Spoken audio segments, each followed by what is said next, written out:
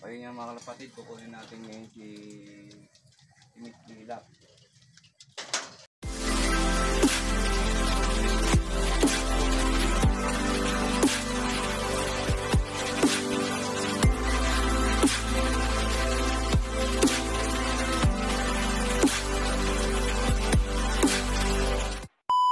Yo mga kalapatid, good morning. Ayan, welcome back sa ating YouTube channel, PM Sulok TV. For today's video natin mga kalapatid, yun nga, bali meron akong magandang balita sa inyo mga kalapatid. Pwede nang kunin yung ating premyo. Bali niya mga kalapatid, showbird muna natin yung ating si Miss Ilap, yung ating nag first overall ngayon. Mga kalapatid, parando muna tayo ng mga alaga natin, yung mga south natin, para paliparin natin.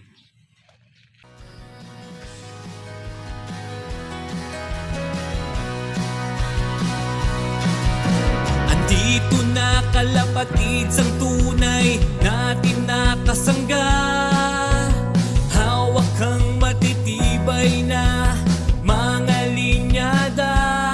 PM Sulok TV ang ating kasama, sa bawat karera ay kasama siya. Di kayo pababayaan, tunay na kaibigan. PM Sulok TV ay palaging nandyan, saan man patungo, mapanorte o timog, ay hindi siya kailanman sumusuko. Hindi magpapatalo, tumatagos hanggang sa dulo. PM Sulok TV, PM Sulok TV, PM Sulok TV, PM Sulok TV. Tatlong oras. Tingnan nyo, tagal oh, 3 oras. Oh, bawasan nyo, magiging 3 minuto lang. ganyan lang rumonda ibon natin. 3 minuto. Oh, paano tayo mananalo dito? Kung ganyan lang, hindi natin makuha yung sinasabi ng mga idol natin ng 1 hours mahigit. Sa hapon, at sa maga, at sa tanghali. Oh, kung susundin natin yun, wala. Iiyak yung katawan natin dito, mga pasaway eh. Hindi natin makaparonda na ganun katagal. Oh, hindi naman tayo nagpo-force fly. Ayan, kusang lipad lang nila yan. O, bali ginagawa nga lang na lang natin, tinisipagan na lang natin magtos. Ayan, ganyan lang magsilipad yan mga kalapatid. 3 minuto. 3 oras.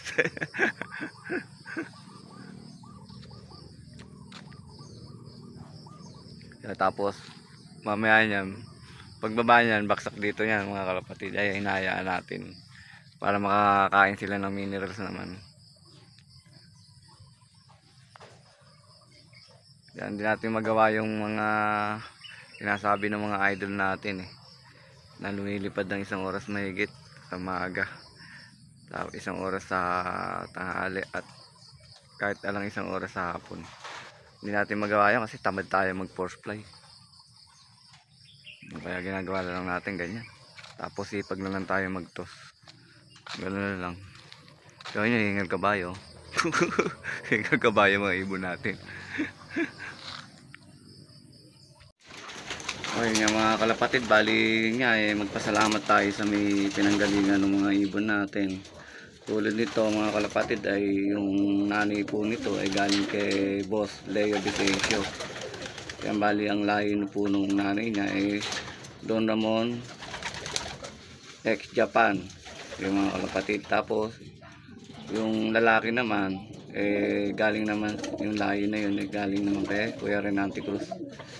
Yun nga, salamat kay Boss Leo Vicencio at kay Kuya Renante Cruz, at syempre kay Paring Mina.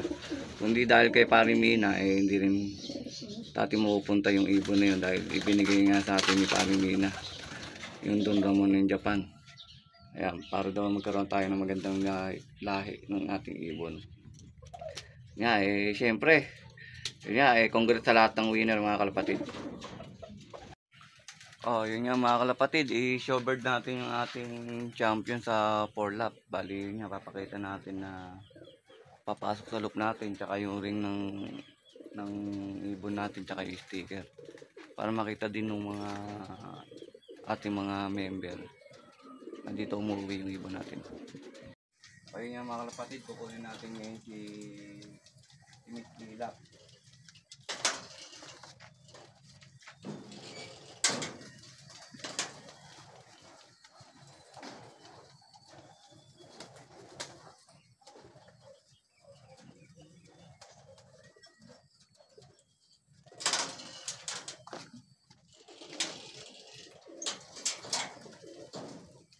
Ito na mga kalapatid, si Miss Ila po.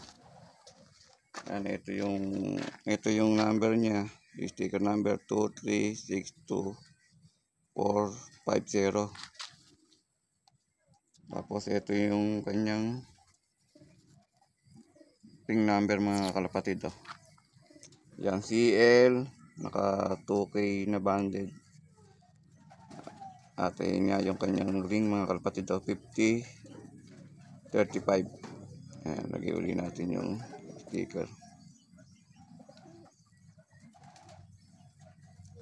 Yun nga mga kalapatid, at pawalan nga natin.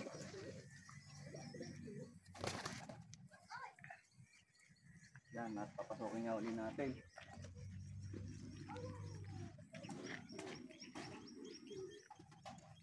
Ayun nga, at puunin uli natin mga kalapatid. May itlog kasi, kaya ayun, mamadali sa loob.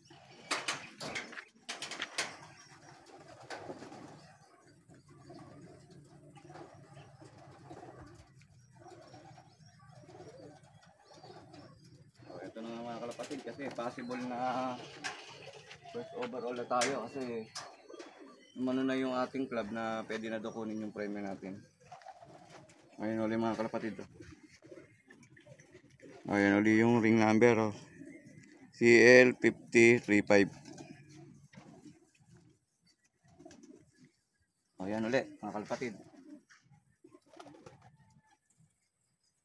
Ayan, mabilis magpapaano yan. Pumasok yan kasi may itlog na. Ayaw na, ayun.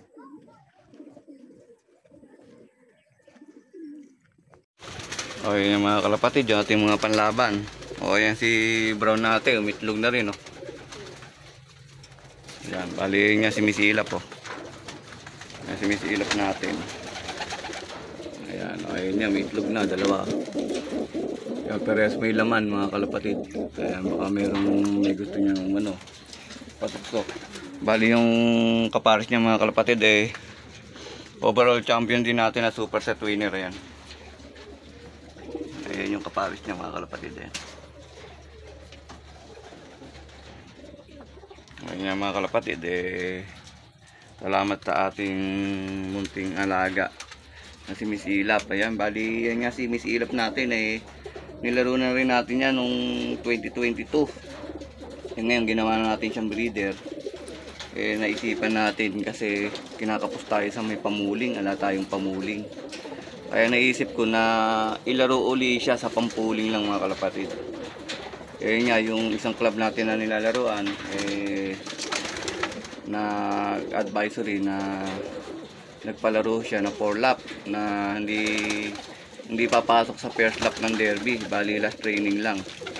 Kaya yung si Miss Ilap doon na natin siya in-entry. Ayun, hanggang sa nagpatuloy nga ilang beses na rin siya nanalo sa pooling.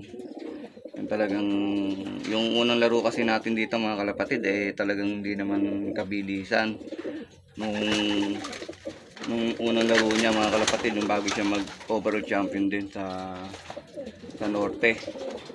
Yung bali 37 na overall nga siya, pero may butas siya, bali yun lang kaya yung kanyang pwesto hindi din gano mataas.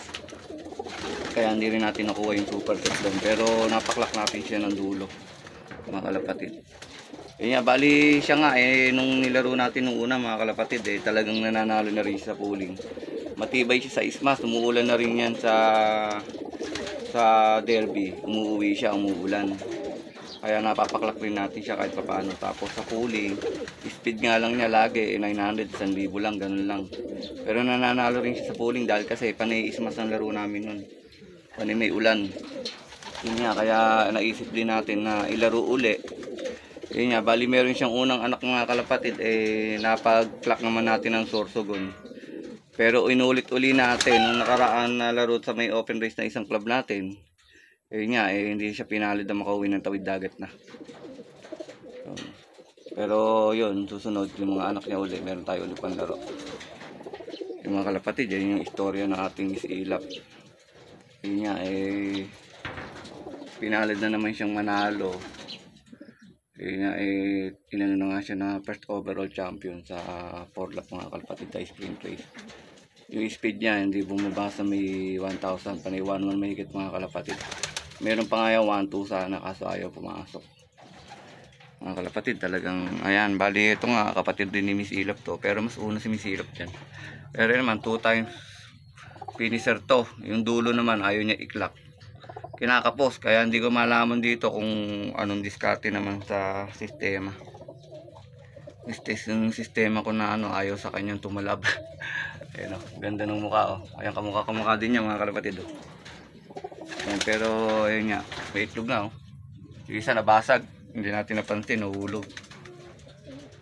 Ayan mga kalapatid, shoutout natin si Michael Mendoza, si Jaren Luke, si Joseph Pangangan, at yung mga iba natin tropa dyan.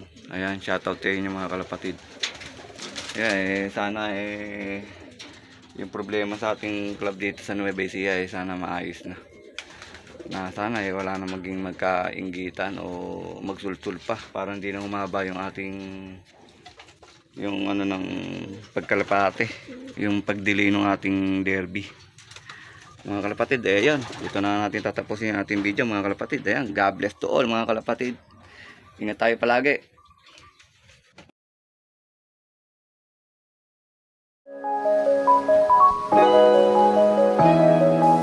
EMC Love TV.